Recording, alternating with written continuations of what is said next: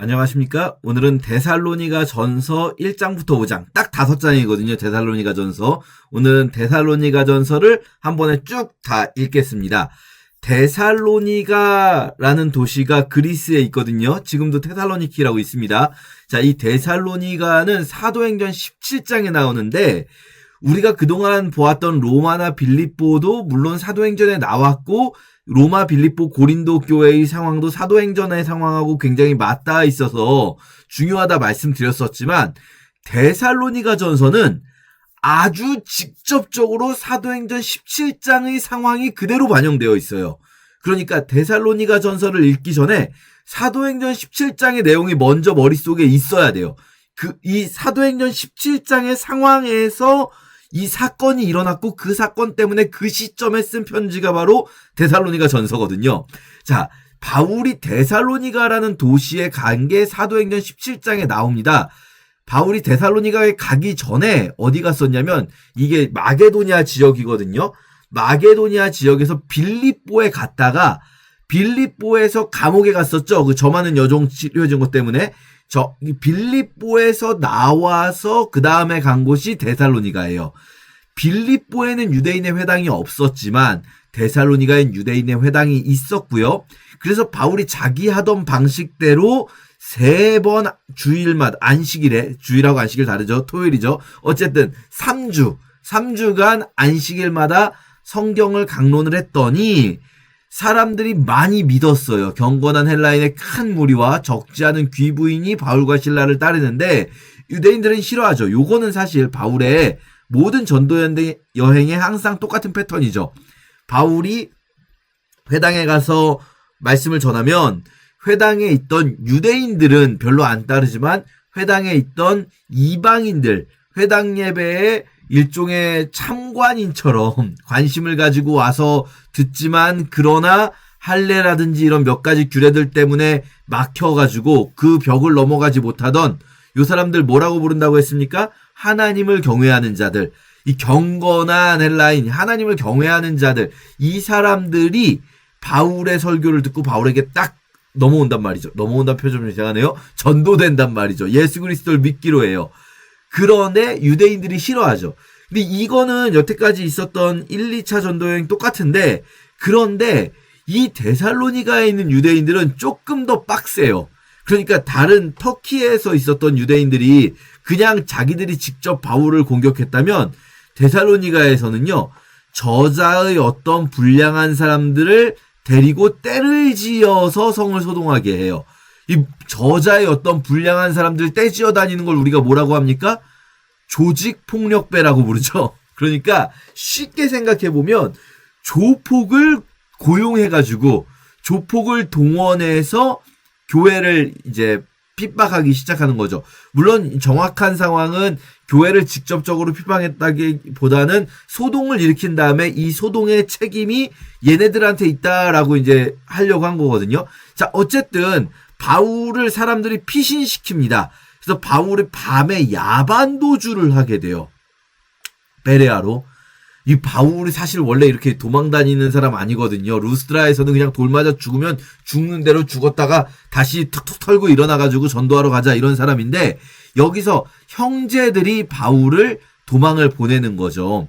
그 바울 입장에서는 마음이 얼마나 힘들까요? 야반도주를 한다니.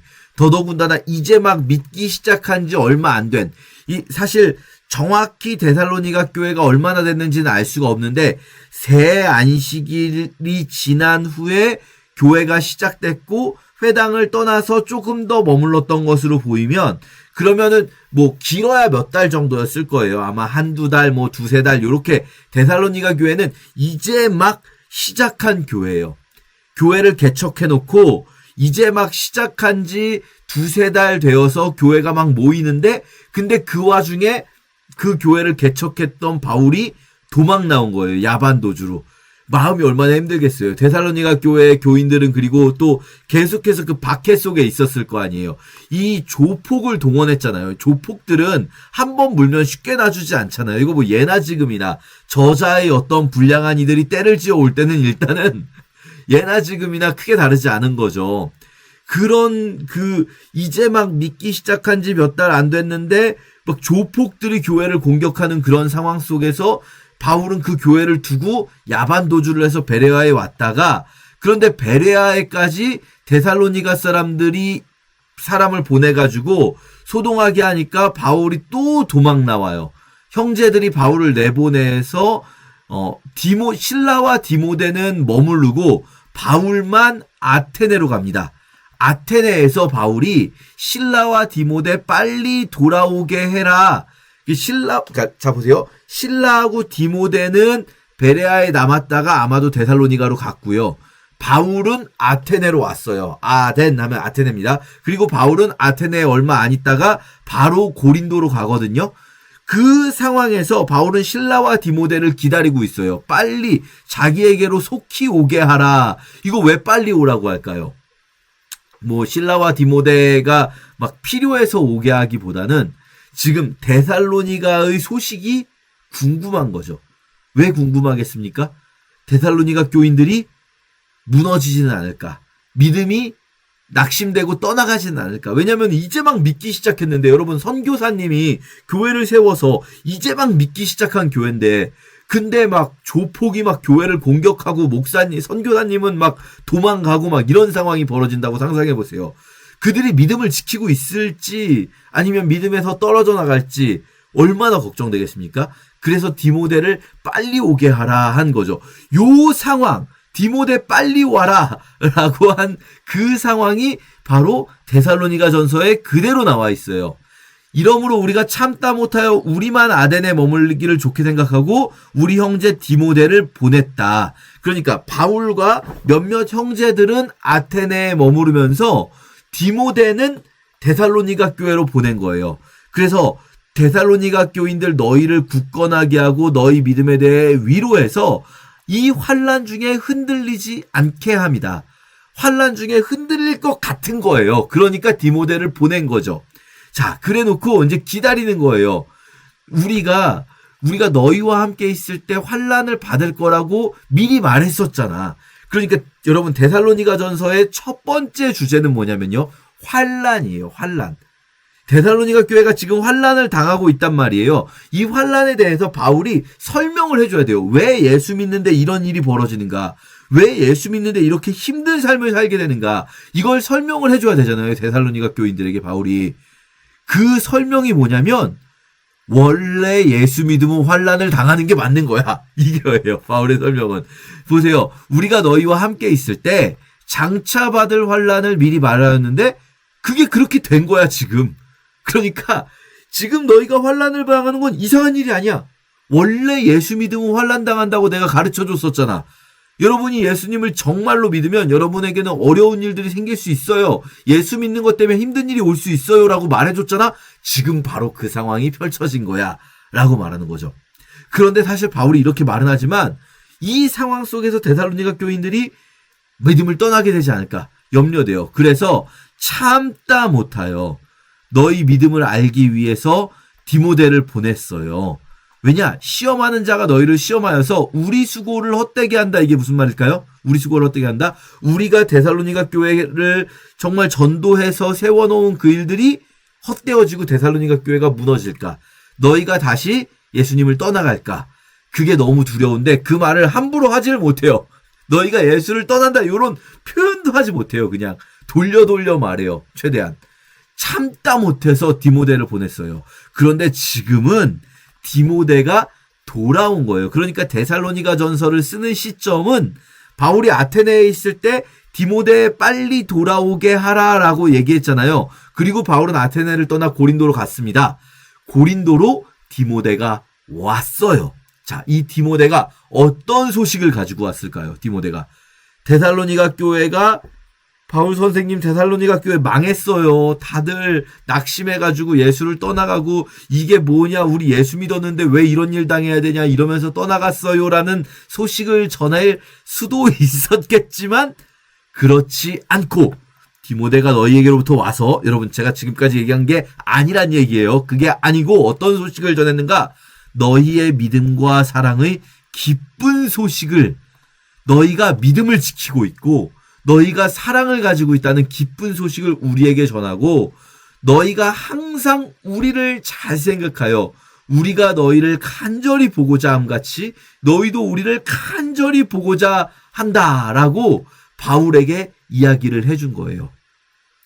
이러므로 형제들아, 우리가 모든 궁핍과 환난 가운데서도 사실 바울의 이 전도 여정은 항상 궁핍하고, 바울이 또 고린도 교회에서 돈을 안 받고 사역을 하잖아요. 무급 사역을 한단 말이에요. 항상 궁핍하고 힘들었어요. 하지만 그 속에서도 너희의 믿음으로 말미암아 너희에게 위로를 받았노라. 바울이 너무 위로를 받아서 뭐라고까지 말하냐면요, 이제는 살리라. 이제는 산다는 건 그전엔 죽을 것 같았다는 얘기잖아요. 정말 죽을 것 같았다는 거예요. 그래서 참다 못해서 디모데를 보냈는데, 디모데가 돌아와서 너희가 주 안에 굳게 서 있다라는 말을 해주니까 우리가 이제는 살 것 같아. 너희로 말미암아 모든 기쁨으로 기뻐하니 어떤 감사로 도대체 보답해야 될까? 주야로 심히 간구하는 거는 너희의 얼굴을 보고 너희 믿음에 부족한 것을 보충하고 싶다고 기도하고 있다라는 거예요. 너희를 다시 만나서 믿음을 보충해주고 싶어서 기도하고 있다. 하나님 아버지와 예수께서 우리가 너희에게 갈 수 있게 해주시면 너무나 감사하겠다. 이런 이야기를 하고 있는 거죠. 자, 데살로니가 전서의 상황 이해되시죠? 그러니까 이 상황에 쓴 편지인 데살로니가 전서는 당연히 첫 번째 주제가 환란인 거예요. 예수를 믿는 자들이 도대체 왜 이런 환란을 당해야 하는가? 데살로니가 교인들이 순수하고 정말 하나님 앞에 순전한 믿음을 가지고 있는데 힘들다는 거예요. 우리는 이런 생각할 수 있어요. 예수를 잘 믿으면 복 받아서 행복해야 돼. 예수를 잘 믿으면 예수님이 주시는 이 행복한 삶을 누릴 수 있어야 돼. 우리는 막 이렇게 생각할 수 있단 말이에요. 그리고 뭔가 어려운 일이 다가오면, 믿는데 어려운 일이 다가오면, 이거 내가 뭔가 잘못하고 있는 건가? 이런 생각을 할 수 있단 말이에요. 우리가 고난을 그런 식으로 해석할 수 있어요. 내가 뭘 잘못해서 이런 고난이 오나? 욥의 친구들이 말하는 것처럼 뭔가 내가 뭘 배울 게 있어서, 아니면 내가 뭔가 교만해서 이런 힘든 상황이 오나? 내가 잘못한 걸 하나님이 바로 잡아 주시려고 나보고 회개하라고 힘든 일이 오나? 여러 가지 상황이 있을 수 있죠. 그런 일이 없다는 게 아니고요, 여러분. 그럴 수도 있고 저럴 수도 있고 이럴 수도 있고 막 그래요. 우리가 욥기에서 깨닫게 되는 건 뭐냐면 우리가 모른다는 거예요. 모른다. 그런데 어떤 것도 있냐면, 다 똑같지 않지만 상황이 어떤 것도 있냐면, 원래 예수 믿는 거는 고난이 함께하는 길인 거예요. 자, 그게 이제 데살로니가 전서에서 바울이 데살로니가 교인들에게 하고 싶은 이야기죠. 자, 은혜와 평강 1절 만에 끝나요. 첫인사 되게 짧죠? 첫인사 짧아요. 지금 막 첫인사하고 막 이럴 때가 아니에요. 감사가 길게 들어갑니다. 너희로 말미암아 항상 감사하고 기도할 때마다 너희를 기억한다. 왜냐? 너희의 믿음의 역사와 사랑의 수고와 소망의 인내가 끊임없이 기억하고 있다. 자, 여러분, 믿음이 있으면 믿음, 소망, 사랑이잖아요. 근데 믿음이 있으면 뭐가 나옵니까? 이 믿음 때문에 일을 하게 돼요. 믿음의 역사. 믿음이 그냥 겉으로 일하진 않고 표현되는 건 아무것도 없고 그냥 난 마음으로만 믿어 이러고 있는 게 아니라, 믿음이 있으면 일을 하게 돼요. 사랑이 있으면 어떻게 합니까? 여러분, 사랑이 있으면 데이트도 하고 선물도 주고 그런 거잖아요. 사랑이 있는데 마음으로만 사랑해 이러지 않잖아요. 진짜로 진실한 사랑이 있다면 수고를 하게 되고요. 그리고 무엇보다 소망이 있으면 뭘 할 수가 있습니까? 소망이 있기 때문에 인내를 할 수 있잖아요. 사실 이 부분이 제일 강조되죠. 우리 주 예수 그리스도에 대한 소망이 있기 때문에 인내한다는 건 뭡니까? 지금 현재의 어려움을 참고 견뎌나갈 수 있는 거죠. 소망을 가지고. 그러니까 믿음, 소망, 사랑 중에 순서를 소망을 제일 뒤로 바꿨죠. 믿음, 사랑, 소망이라고. 왜요? 그러니까 여러분, 믿음, 소망, 사랑이라는 순서가 어디 나오는 건지 아세요? 고린도 교회, 고린도 전서에. 왜냐면 고린도 교회에는 사랑이 제일 필요했어요. 근데 데살로니가 교회에는 소망이 필요해요. 데살로니가 교인들은요, 사실 사랑을 이미 잘 하고 있어요. 사랑을 잘하고 있어서 뒤에 보면 사실 이 권면부가 데살로니가 전서는 좀 이게 약해요. 왜냐면 그러므로 하면서 권면하노니 이게 권면부가 4, 5장이구나라는 걸 알 수가 있죠, 우리가. 그런데 권면부에서 우리가 이미 뭐 말할 게 없다. 니네가 너무 잘하고 있다. 그래서 형제 사랑에 관하여는 너희에게 쓸 것이 없음은 너희가 이미 다 잘하고 있어. 너희는 이미 잘하고 있어. 너희가 온 마게도냐 형제에 대해서 이것을 행하니 너무 잘하고 있다. 더 열심히 해. 이런 이야기를 하는 거죠. 자, 그래서 데살로니가 교인들에게는 소망의 인내가 필요해요. 왜요? 환난 때문에. 우리가 전한 복음이 말로만 전달된 게 아니라 능력과 성령과 큰 확신으로 되어서 너희가 많은 환난 가운데서도 성령의 기쁨으로 말씀을 받아서 우리와 주를 본받는 자가 되었잖아요. 여기서 이 말이 되게 중요해요. 우리와 주님 누굽니까? 예수님. 우리와 예수님을 본받는 자가 됐대요. 이게 어떤 본일까요? 어떤 본일까요? 예수님이 뭘 당하셨습니까? 우리, 지금 여기서 나오는 우리는 바울, 실라, 디모데, 누가 이런 사람들이잖아요. 바울 전도팀이 뭘 당하고 있습니까? 우리가 먼저 빌립보에서, 데살로니가 가기 전에 빌립보 갔었죠. 거기서 뭐 됐습니까? 감옥에 갇혔었죠. 우리가 빌립보에서 고난과 능욕을 당했었다. 우리가 그 고난과 어려움 속에서도 너희에게 복음을 전했지. 그치? 그리고 우리뿐이니 너희가 이 유대에 있는 형제들을 생각해봐. 이스라엘 땅 안에 있는 기독교인들은요, 이 당시에 엄청난 핍박 속에 있단 말이에요. 그것 때문에 이들을 돕기 위해서 바울이 연보를 모아서 갖다 주는 거잖아요. 이스라엘 안에 있는 기독교인들. 그들이 유대인들에게 고난을 받지? 너희도 지금 그거 같은 거 받고 있는 거야. 너희도. 우리도 그렇고 유대에 있는 교회도 그렇고 우리 주 예수님도 고난을 받으셨잖니? 너희도 다 그게 그런 거야. 이렇게 말하는 거죠. 그런데 여기 보면 너희도 너희 동족에게서 동일한 고난을 받는다잖아요. 그러면 지금 데살로니가 교회를 괴롭히는 자들이 누구일까 생각해 봤을 때 너희 동족이라는 거는 그러니까 유대인이 아닌 거예요. 바울은 유대인에 의해서 핍박을 받았지만 데살로니가 교회는 헬라인들 중심의 교회란 말이에요. 이방인들 중심의 교회. 그럼 이 이방인들을 괴롭히는 건 아니 유대인이 기독교를 싫어하는데 이 당시에 유대인들은 기독교를 싫어하지만 헬라인들이 기독교를 싫어할 이유가 없거든요. 그리스인들이 보기에는 기독교나 유대교나 똑같아요. 근데 왜 너희 동족이 괴롭힐까요? 이 너희 동족이 바로 저자의 어떤 불량한 이들. 그러니까 유대인들이 고용했던 그 조폭들이 여전히 데살로니가 교회를 타겟으로 삼아서 계속해서 괴롭히고 있는 상황이 있는 거죠. 그런데 그거 원래 우리가 이 믿음을 가지면 고난을 받는 일들이 있는 거야 라고 지금 바울이 데살로니가 교인들에게 말하고 있는 거죠. 자, 그러면 지금 데살로니가 전서의 첫 번째 주제가 환난이었어요. 이 환난을 어떻게 해석할 것인가 라는 것이 첫 번째 주제였다면 두 번째, 그 환난에 대해서 그러면 바울은 무엇을 말하고 싶은가? 그 환난에 대해서. 바울이 아까 너희 믿음에 부족한 것을 보충하고 싶다고 했잖아요. 그래서 쓰는 편지가 데살로니가 전서란 말이에요. 지금 바울이 데살로니가 교인들의 소식을 듣고 아직 데살로니가 교인들을 많이 오랫동안 가르치지 못했잖아요. 몇 달밖에 못 가르쳤어요. 그럼 너희 믿음에 부족한 것을 보충해야 될 필요를 느끼는데 그 중에 어떤 것일까? 이게 데살로니가 전서의 제일 중요한 주제죠. 요거는요. 각 장의 마지막만 보면 알 수 있어요. 자, 각 장의 마지막. 1장 마지막 어떻게 끝나냐면요. 죽은 자들 가운데서 다시 살리신 그의 아들이 하늘로부터 강림하실 것을 너희가 기다린다라는 것. 이거를 막 사람들이 다 소문이 나고 있다는 거예요. 데살로니가 교인들이 예수를 믿고 예수께서 다시 오실 것을 강림하실 것을 기다린다. 자, 2장 마지막 볼까요? 2장 마지막에 우리의 소망이나 기쁨이나 자랑의 면류관이 무엇이냐? 그가 강림하실 때 우리 주 예수 앞에 너희가 아니냐. 자, 3장 마지막 볼까요? 3장 너희 마음을 굳건하게 하시고 우리 주 예수께서 그의 모든 성도와 함께 강림하실 때 하나님 우리 아버지 앞에서 거룩함에 흠없게 하시기를 원하노라. 자, 지금 계속 매 장 마지막마다 반복되는 단어가 뭐죠? 강림이죠. 강림. 우리 주님이 오실 거예요. 이 땅에 우리 주님이 임하실 거예요. 다시. 그래서 우리는 이것을 다시 강림하신다 할 때 재림이라고 쓰죠. 예수께서 다시 오실 그날을 기다려야 한다는 거예요. 데살로니가 교인들이 힘든 신앙을 가지고 있죠. 힘든 상황 속에서 버텨야 하죠. 소망이 있어야 기다릴 수가 있습니다. 여러분, 오늘은 힘들지만 내일은 괜찮아질 거야 라고 해야 버틸 수 있는 거 아닙니까?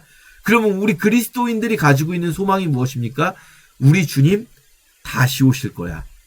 우리 주님 다시 오실 그날에 우리 주님께서 모든 눈에서 눈물을 닦아주실 거야. 다시는 눈물도 없고 애통하는 것이나 곡하는 것이 없는 그 나라로 우리를 이끌고 가실 거야.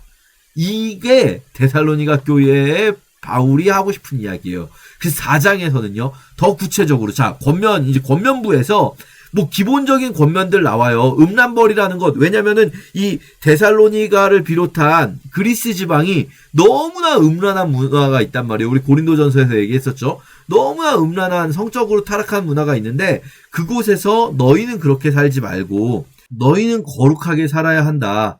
그래서 저버리는 자는 사람을 저버림이 아니요. 이건 뭐냐면 아내를 버리는 것. 아내를 저버리는 자는 사람을 저버리는 것이 아니고 하나님을 저버리는 거다. 이렇게 해서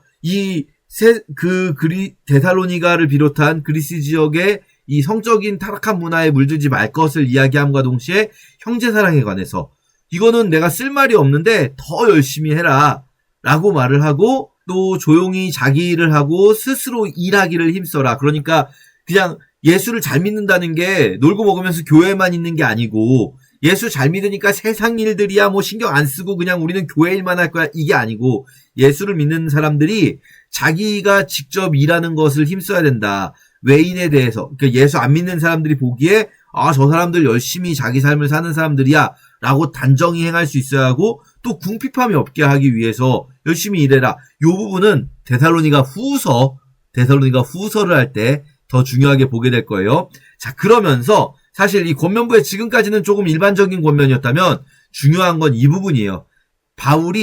제가 늘 말하지만 바울이 편지를 쓸 때에는 설명부와 권면부가 있잖아요. 설명하는 부분과 권면하는 부분. 중심적인 편지를 쓰는 이유는 권면하는 부분에 있는 거예요. 앞에 복음을 쭉 설명한 다음에 그러므로 너희가 이렇게 해라 라고 하면서 그 교회에 있는 문제를 해결해 주는 거잖아요. 데살로니가 교회의 바울이 앞에 설명부에서 이 복음의 어떤 측면을 강조했는가? 재림의 복음을 강조했단 말이에요. 다시 오실 예수 그리스도의 복음을 강조했어요. 그러면 지금 바울이 권면부에서 무슨 말을 하고자 하는가? 데살로니가 교회에 있었던 문제가 무엇인가? 그게 이 부분에 강조되는 거예요. 자는 자들에 관하여는. 자는 자가 누굽니까? 죽은 자들인 거예요. 죽은 자들. 데살로니가 교회에 죽은 자들이 있는 거예요. 그러니까 바울이 디모데를 통해서 소식을 들었어요. 바울 선생님, 데살로니가 교인들이 그 힘든 상황 속에서도 믿음을 지키고 있고 믿음을 잃어버리지 않고 한 명도 실족하지 않고 모여서 더 열심으로 주님의 말씀을 같이 배우고 주님 말씀대로 살아가고자 노력하고 있어요. 서로를 사랑하고 서로 우애하고 있어요. 그리고 바울 선생님을 위해 기도하고 있어요. 이렇게 전해주는데 동시에 전달된 소식이 뭐냐? 선생님, 누구도 죽었어요. 그 저자의 불량한 자들의 공격 속에서 여러분 이게 사실 우리 시대는 굉장히 우리는 치안이 좋은 시대에 살고 있고 그 중에서도 사실 지금 우리나라는 지금 21세기 기준으로도 전 세계적으로 치안이 좋은 편에 속하는 나라에 살고 있잖아요. 우리는. 그런데 2000년 전에 이 데살로니가는요. 사실 뭐 엉망인 거죠. 그냥 정말 무법천지예요. 이곳에서 활동하는 이 불량한 자들, 이곳에서 활동하는 조폭들은 얼마나 무시무시했겠습니까? 교회에서 죽은 정말 예수 믿은 지 몇 달 되지도 않았는데 죽은 자들이 생긴 거예요. 바울이 데살로니가 전서를 쓰는 이유는 그것에 대해서 말하고 싶은 거죠. 형제들아, 자는 자들에 관하여는 너희가 알지 못함을 우리가 원하지 않는다. 소망 없는 다른 이들처럼 슬퍼하지 않았으면 좋겠다.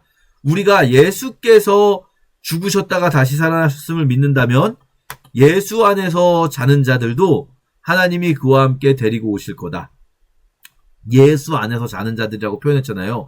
그러니까 그 바울이 데살로니가 교회를 세우기 전에 돌아가신 분들 얘기하는 게 아니에요. 바울이 데살로니가 교회에 전도해서 데살로니가에 예수 믿는 자들이 생긴 지 몇 달도 되지 않았는데 벌써 순교자들이 생겼다는 얘기예요. 예수 안에서 자는 자들. 그들도 하나님이 예수님 다시 오실 때 데리고 오실 거다. 우리가 주의 말씀으로 이것을 말하노니, 주의 말씀이라는 건 예수님의 말씀, 복음서에 나오는 예수님의 말씀인 거예요. 마태복음에 나오는 거죠. 24장에 너희에게 이것을 말하노니 강림하실 때까지 우리 살아남아 있는 자도 자는 자보다 앞서지 못할 거야. 주께서 호령과 천사장의 소리와 하나님의 나팔 소리로 하늘로부터 강림하시는 날이 올 거다. 분명히 우리 주 예수 그리스도께서 다시 오시는 날이 올 거다. 여러분, 예수 그리스도의 재림을 어떤 분들은 상징적인 얘기다라고 하세요. 그러면서 뭐라고 좀 어서 주워 들은 건 있어가지고 요한계시록은 상징적으로 해석해야 된다. 맞아요, 여러분. 계시록은 장르 자체가 묵시이고 이건 상징적으로 해석해야 되는 부분들이 분명히 있어요. 어디까지가 상징이고 어디까지가 실제인지 명확하게 잘라 해석하기가 어려운 부분이 분명히 있습니다. 그런데요, 여러분, 바울은 글을 상징적으로 쓰는 사람이 아니에요. 바울은 굉장히 직설적으로 쓰는 사람이에요. 가끔 돌려 말할 때가 있지만 바울은 무슨 상징, 비유 이런 거 하는 사람 아닙니다. 바울은 명확하게 말해요.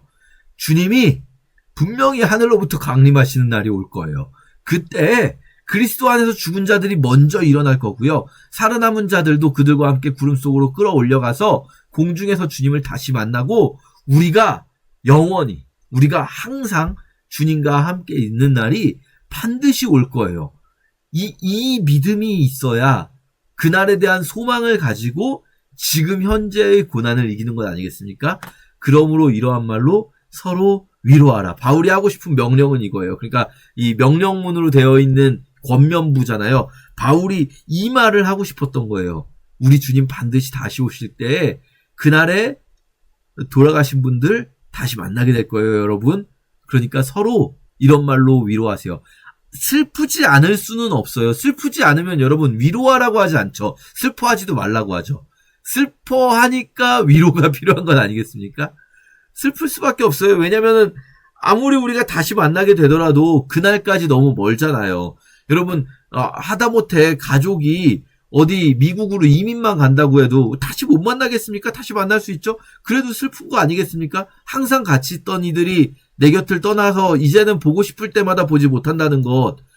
아들 군대만 보내도 눈물이 나고 여러분 자식을 결혼만 시켜도 눈물이 나는 건 아니겠습니까?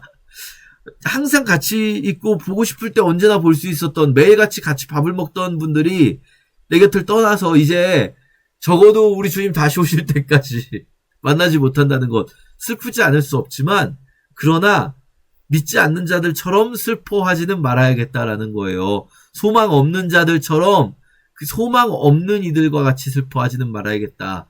그러려면 서로 위로해라 라는 거죠. 이게 바로 데살로니가 전서를 쓴 목적입니다. 여러분 그럼 우리 생각을 좀 바꿔보면요. 데살로니가 전서의 핵심은 재림이에요. 재림의 복음이죠.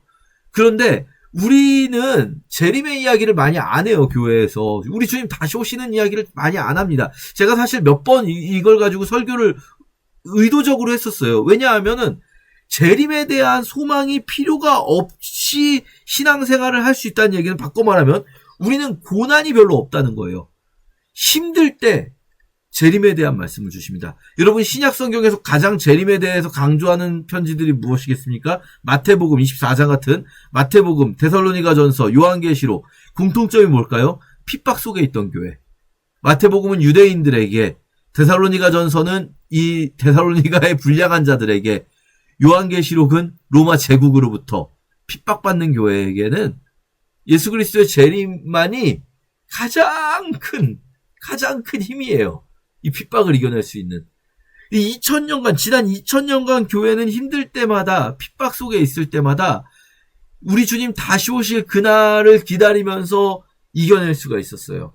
여기서 이겨낸다는 말은 그냥 단순히 버텨낸다는 이야기가 아니에요. 그냥 버티는 정도가 아니라 다시 오실 주님과 그분이 가지고 오실 그 나라를 믿기 때문에 핍박이 있어도 오히려 더 잘 됐어. 오히려 좋아 이러면서 더 복음을 전하고 더 말씀대로 살고 죽음 앞에 담대하게 나아갈 수 있는 히브리서 같은 데서 담대하게 나아갈 수 있죠. 근데 우리에게 재림의 설교가 필요 없는 이유는 우리는 핍박을 받지 않아요. 그 핍박을 받지 않고 고난이라는 게 없는 신앙이, 물론 이게 고난이 엄청 강할 때가 있고 그렇지 않을 때가 있어서 신약 성경 중에서도 뭐 고린도 교회는 고난이 별로 없고 뭐 고난이 별로 없는 교회들도 있어요. 그렇다고 해서 뭐 문제가 막 심각하다 이렇게 말할 수는 없죠. 하지만 그러나 어떤 종류의 고난이든 고난이 아예 없을 수는 없어요. 적어도 예수를 믿는다면, 우리가 세상에서 사는 방식 그대로 똑같이 살지 않는다면, 우리의 가치 기준이 세상과 완전히 동일하지 않다면, 우리 요한복음에서 봤잖아요. 세상에서는 너희가 환난을 당하나 담대하라 말씀하셨지 너희에게 환난이 없을 거라 말씀하지 않으셨잖아요.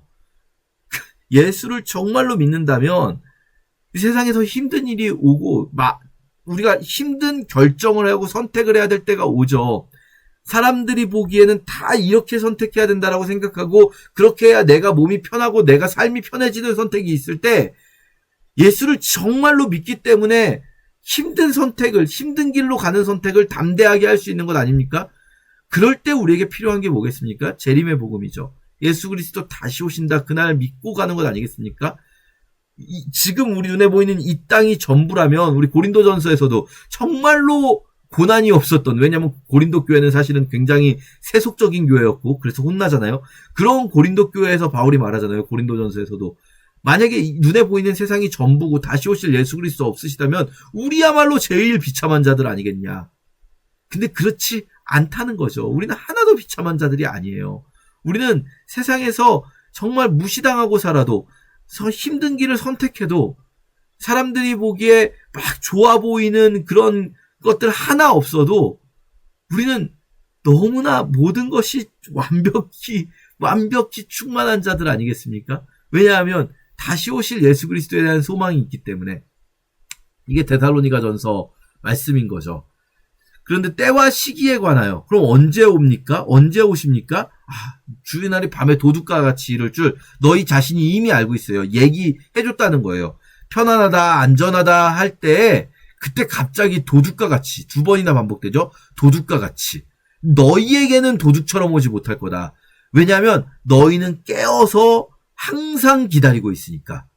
도둑같이 오신다는 건 언제 온지 모른다는 거예요. 그러니까 위에서 주의 날이 도둑같이 이른다는 거는 너희도 모르고 나도 모르고 아무도 몰라. 우리 중에 아무도 모르는 사이에 오신다는 거예요. 근데 뒤에서 너희에게는 도둑같이 임하지 않는다는 건 뭐냐면요. 언제 오실지 모르지만, 언제 오실지 모르니까 항상 깨어있는 것. 이게요, 제가 정말 재미있는 얘기 하나만 드리면, 제가 하나둘 교회에서 카페를 운영하지 않았습니까? 1년 동안. 근데 저희가 이제 강남에 있는 카페였기 때문에 대관이 조금 잘 됐었어요. 대관을 좀 했는데, 그때 뭐가 있었냐면, 아이돌 팬클럽들이 이렇게 아이돌 생일 되고 그러면 대관을 해가지고 팬클럽에서 대관해서 그 아이돌의 생일을 기념하죠. 그러면은 아이돌이 보통 못 오는데 가끔은 언제 올 수 있어요. 일정이 되면은 올 수 있어요라고 팬클럽에 미리 전달을 하나 봐요. 저도 그런 걸 그때 처음 알았어요. 근데 그때 이달의 소녀라는 아이돌 그룹이 있었는데 제 이름도 기억을, 이게 아이돌 한 명 이름은 기억이 안 나는데 그 그룹이 이달의 소녀가 그랬는데, 어쨌든 그 아이돌이 온다는 거예요. 근데 언제 올지를 얘기를 안 해주고 그냥 온다고만 했어요. 그러니까 어떤 일이 벌어지냐면요. 아침부터 손님들이 가질 않아요. 아침부터 계속 오는데 이 사람들이 하루 종일 있어요. 올 때까지. 계속 기다리고 있어요. 올 때까지. 주님이 왜 도둑같이 임하시는가? 만약에 주님이 언제 올 줄 말씀해 주셨으면요. 그 아이돌 팬들은요. 그 시간에 맞춰서 왔을 거예요. 아이돌이 온다고 한 시간에 맞춰서 왔을 거예요. 아마. 그런데 아이돌이 언제 올지 모르기 때문에 아침부터 와서 계속해서 거기서 아이돌 팬클럽으로서의 아이덴티티를 지키고 거기서 버티고 있어요. 자, 우리가 주님이 언제 오실지 딱 알려주시면 1992년 10월 28일에 주님이 오신다 그러면요. 전 한 달만 막 열심히 막 교회 나와요.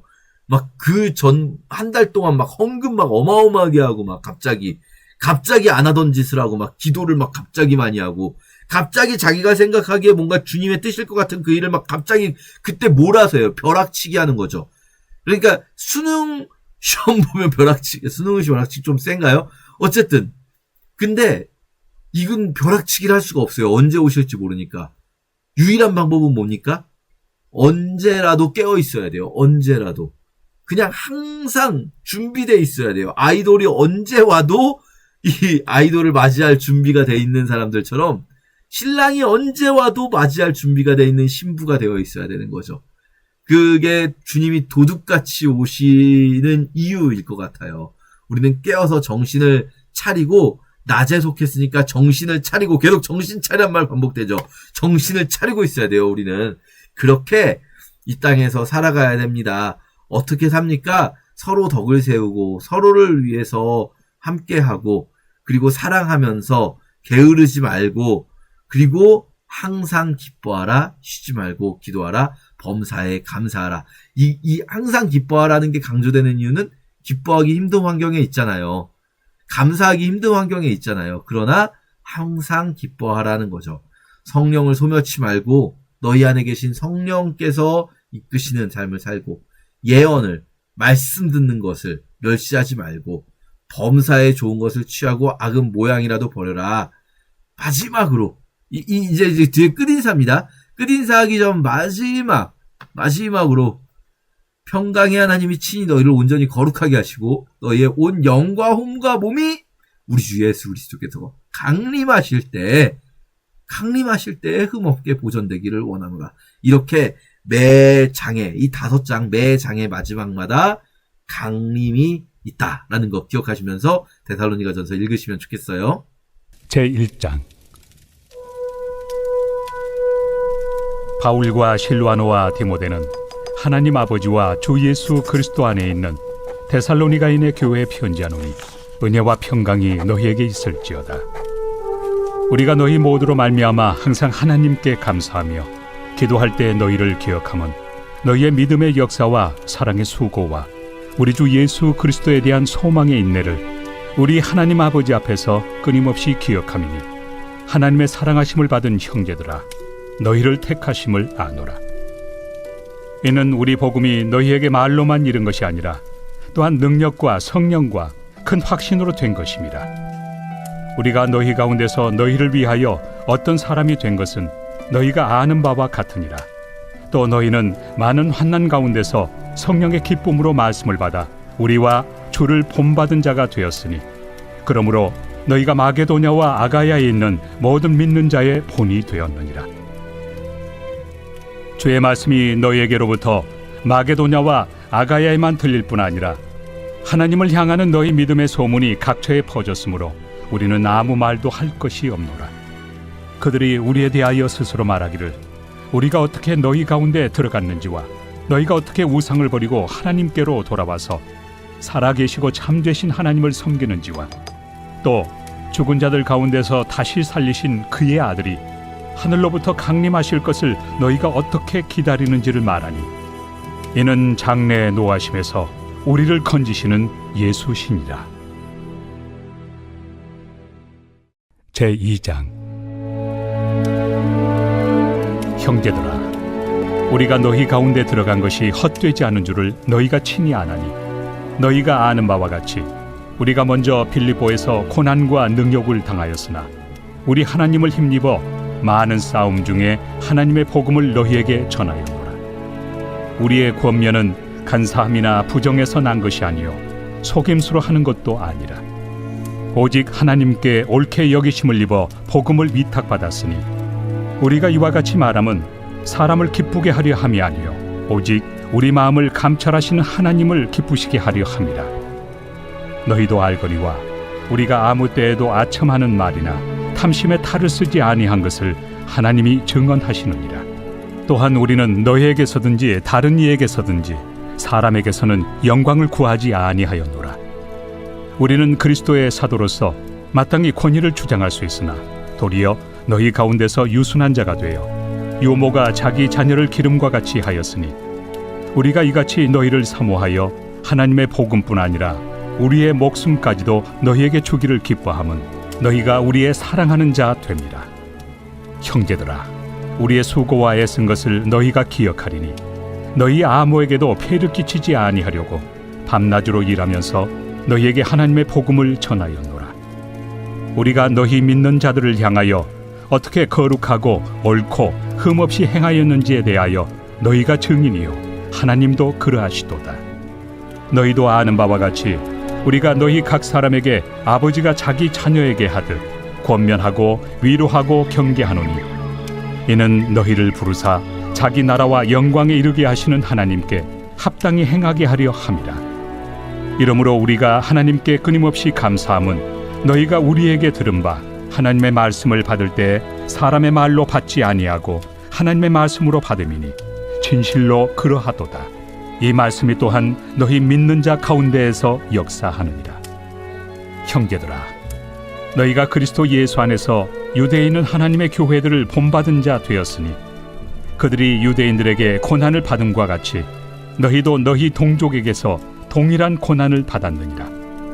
유대인은 주 예수와 선지자들을 죽이고 우리를 쫓아내고 하나님을 기쁘시게 하지 아니하고 모든 사람에게 대적이 되어 우리가 이방인에게 말하여 구원받게 함을 그들이 금하여 자기 죄를 항상 채우매 노하심이 끝까지 그들에게 임하였느니라. 형제들아, 우리가 잠시 너희를 떠난 것은 얼굴이요 마음은 아니니 너희 얼굴 보기를 열정으로 더욱 힘썼노라. 그러므로 나 바울은 한 번 두 번 너희에게 가고자 하였으나 사탄이 우리를 막았도다. 우리의 소망이나 기쁨이나 자랑의 면류관이 무엇이냐? 그가 강림하실 때 우리 주 예수 앞에 너희가 아니냐? 너희는 우리의 영광이요 기쁨이니라. 제3장. 이러므로 우리가 참다 못하여 우리만 아덴에 머물기를 좋게 생각하고 우리 형제 곧 그리스도의 복음을 전하는 하나님의 일꾼인 디모데를 보내노니 이는 너희를 굳건하게 하고 너희 믿음에 대하여 위로하므로 아무도 이 여러 환난 중에 흔들리지 않게 하려 함이라.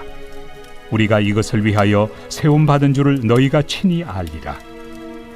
우리가 너희와 함께 있을 때 장차 받을 환난을 너희에게 미리 말하였는데 과연 그렇게 된 것을 너희가 아느니라. 이러므로 나도 참다 못하여 너희 믿음을 알기 위하여 그를 보내었노니 이는 혹 시험하는 자가 너희를 시험하여 우리 수고를 헛되게 할까 함이니 지금은 디모데가 너희에게로부터 와서 너희 믿음과 사랑의 기쁜 소식을 우리에게 전하고 또 너희가 항상 우리를 잘 생각하여 우리가 너희를 간절히 보고자 함과 같이 너희도 우리를 간절히 보고자 한다 하니 이러므로 형제들아, 우리가 모든 궁핍과 환난 가운데서 너희 믿음으로 말미암아 너희에게 위로를 받았노라. 그러므로 너희가 주 안에 굳게 선즉 우리가 이제는 살리라. 우리가 우리 하나님 앞에서 너희로 말미암아 모든 기쁨으로 기뻐하니 너희를 위하여 능히 어떠한 감사로 하나님께 보답할까? 주야로 심히 간구함은 너희 얼굴을 보고 너희 믿음이 부족한 것을 보충하게 하려 함이라.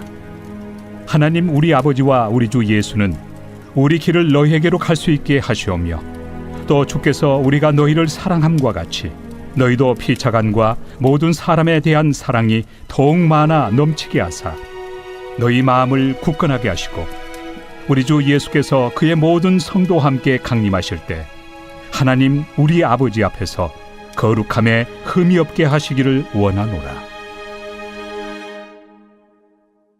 제4장. 그러므로 형제들아, 우리가 끝으로 주 예수 안에서 너희에게 구하고 권면하노니 너희가 마땅히 어떻게 행하며 하나님을 기쁘시게 할 수 있는지를 우리에게 배웠으니 곧 너희가 행하는 바라. 더욱 많이 힘쓰라. 우리가 주 예수로 말미암아 너희에게 무슨 명령으로 준 것을 너희가 아느니라. 하나님의 뜻은 이것이니 너희의 거룩함이라. 곧 음란을 버리고 각각 거룩함과 존귀함으로 자기의 아내 대할 줄을 알고 하나님을 모르는 이방인과 같이 색욕을 따르지 말고 이 일에 분수를 넘어서 형제를 해하지 말라. 이는 우리가 너희에게 미리 말하고 증언한 것과 같이 이 모든 일에 주께서 신원하여 주심이라. 하나님이 우리를 부르심은 부정하게 하심이 아니요 거룩하게 하심이니 그러므로 저버리는 자는 사람을 저버림이 아니요 너희에게 그의 성령을 주신 하나님을 저버림이니라. 형제 사랑에 관하여는 너희에게 쓸 것이 없음은 너희들 자신이 하나님의 가르치심을 받아 서로 사랑함이라. 너희가 온 마게도냐 모든 형제에 대하여 과연 이것을 행하도다. 형제들아, 권하노니 더욱 그렇게 행하고 또 너희에게 명한 것 같이 조용히 자기 일을 하고 너희 손으로 일하기를 힘쓰라. 이는 외인에 대하여 단정히 행하고 또한 아무 궁핍함이 없게 하려 함이라. 형제들아, 자는 자들에 관하여는 너희가 알지 못함을 우리가 원하지 아니하노니 이는 소망 없는 다른 이와 같이 슬퍼하지 않게 하려 함이라. 우리가 예수께서 죽으셨다가 다시 살아나심을 믿을진대 이와 같이 예수 안에서 자는 자들도 하나님이 그와 함께 데리고 오시리라. 우리가 주의 말씀으로 너희에게 이것을 말하노니 주께서 강림하실 때까지 우리 살아남아 있는 자도 자는 자보다 결코 앞서지 못하리라.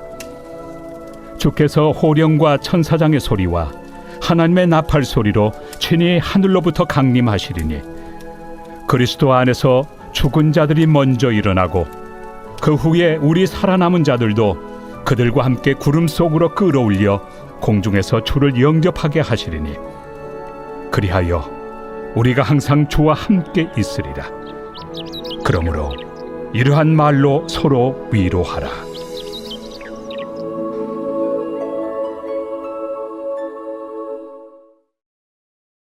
제5장. 형제들아, 때와 시기에 관하여는 너희에게 쓸 것이 없음은 주의 날이 밤에 도둑같이 이를 줄을 너희 자신이 자세히 알기 때문이라. 그들이 평안하다 안전하다 할 그때에 임신한 여자에게 해산의 고통이 이름과 같이 멸망이 갑자기 그들에게 이르리니 결코 피하지 못하리라. 형제들아, 너희는 어둠에 있지 아니하매 그날이 도둑같이 너희에게 임하지 못하리니 너희는 다 빛의 아들이요 낮의 아들이라. 우리가 밤이나 어둠에 속하지 아니하나니 그러므로 우리는 다른 이들과 같이 자지 말고 오직 깨어 정신을 차릴지라. 자는 자들은 밤에 자고 취하는 자들은 밤에 취하되 우리는 낮에 속하였으니 정신을 차리고 믿음과 사랑의 호심경을 붙이고 구원의 소망의 투구를 쓰자. 하나님이 우리를 세우심은 노하심에 이르게 하심이 아니요 오직 우리 주 예수 그리스도로 말미암아 구원을 받게 하심이라. 예수께서 우리를 위하여 죽으사 우리로 하여금 깨어있든지 자든지 자기와 함께 살게 하려 하셨느니라. 그러므로 피차 권면하고 서로 덕을 세우기를 너희가 하는 것 같이 하라. 형제들아, 우리가 너희에게 구하노니 너희 가운데서 수고하고 주 안에서 너희를 다스리며 권하는 자들을 너희가 알고 그들의 역사로 말미암아 사랑 안에서 가장 귀히 여기며 너희끼리 화목하라. 또 형제들아, 너희를 권면하노니 게으른 자들을 권계하며 마음이 약한 자들을 격려하고 힘이 없는 자들을 붙들어주며 모든 사람에게 오래 참으라. 삼가 누가 누구에게든지 악으로 악을 갚지 말게 하고 서로 대하든지 모든 사람을 대하든지 항상 선을 따르라. 항상 기뻐하라. 쉬지 말고 기도하라. 범사에 감사하라.